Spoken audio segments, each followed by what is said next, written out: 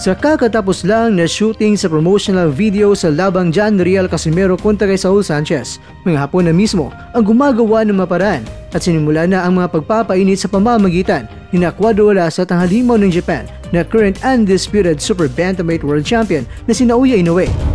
Ano nila ngayon guys, minamarket na nila ngayon yung Naoya Inoue. Mga katagang binitawan ni Casimero sa promotional video, tara ating alamin.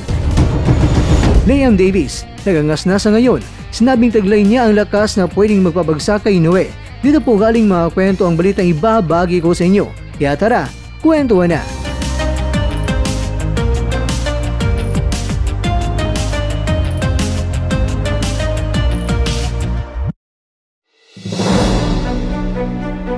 Tara ating silipin ang makaganapan na nangyari sa katapos lang na shooting ng Angas ng Pinas. Kaya tara, panuorin natin at pakinggan.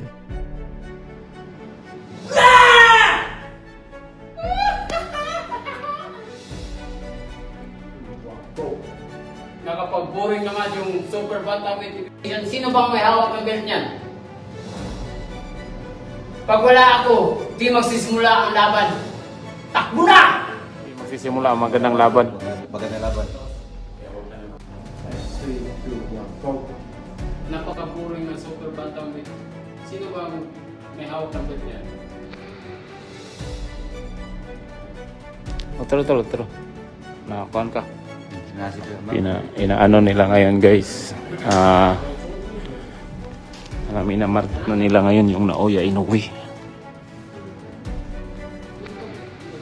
Sa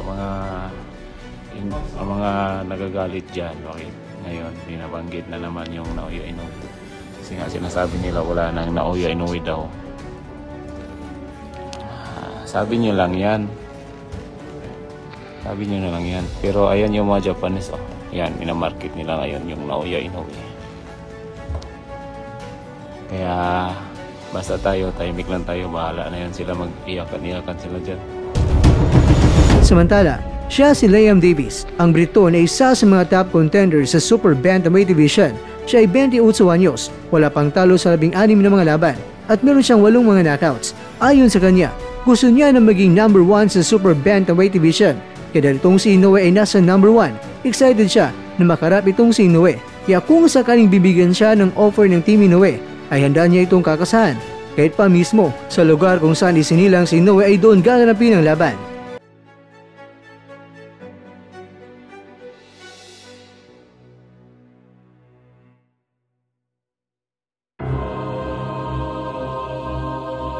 Mga kakwento, naniniwala si Davis na kaya niyang ma-upset si Naoya.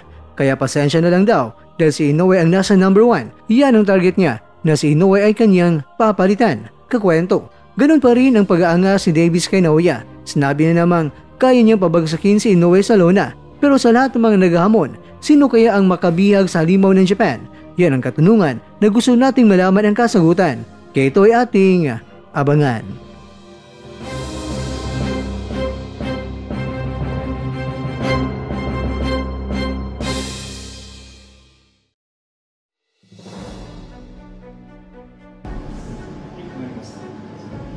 Three, two, one, go! 3, 2, 1, go! Sino nagsabi na pinis na karoon ko? Pangalawa, natapos. Saan naman? Sige, lang kayo lang. 聞いてて、Sabi 違和 ko 感が tuloy. なければ。聞いてて違和感ないですか、マークさん。今の。全然 OK です。OK。 Sikat. Sige, di bang? 次、 Sige,そう hai. Baru semua dari ko siya, kedua.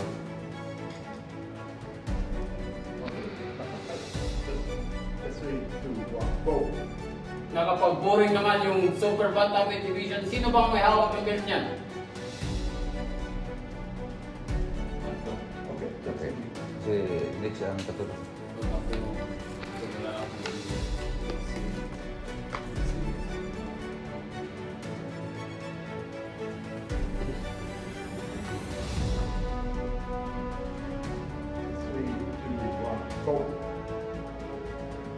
Pag wala ako, di magsisimula ang laban. Takbo na!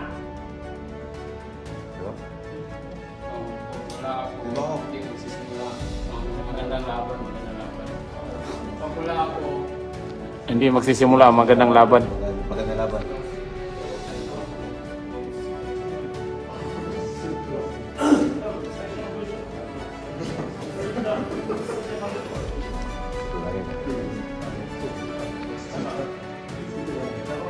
あ、落ち着いた感じで言ってほしいです、このセリフを。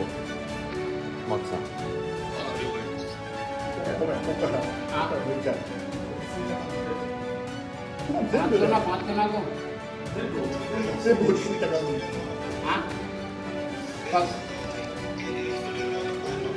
Pag wala. Sige. Wala ako. Pag wala ako dito. ここから。一番最初から。 Ako na balik sa good. Oh, balik mo. ゆっくり落ち着いた。 Wala pa naman. Kalabawakan mo. First up rin, taas. 3, 2, 1, go. Sino nagsabi ng finish na ganito?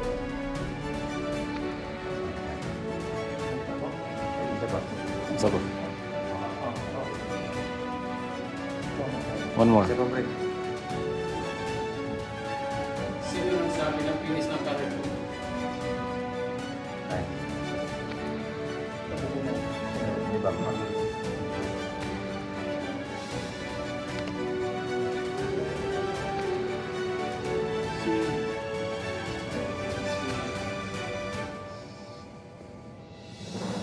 Three, two, one, go.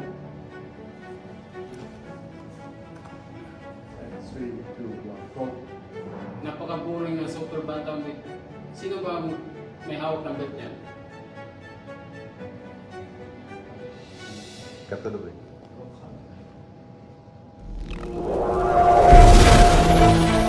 At dyan, nagtatapos ang ating kwento.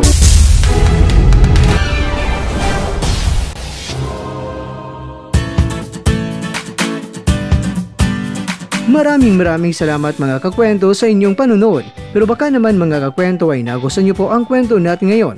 Baka pwede niyo po akong mabigyan dyan ng like, subscribe at pa-click na rin sa bell button. Pero bago tayo matapos mga kwento ay syempre, shoutout mo muna tayo dyan sa ating mga kakwento.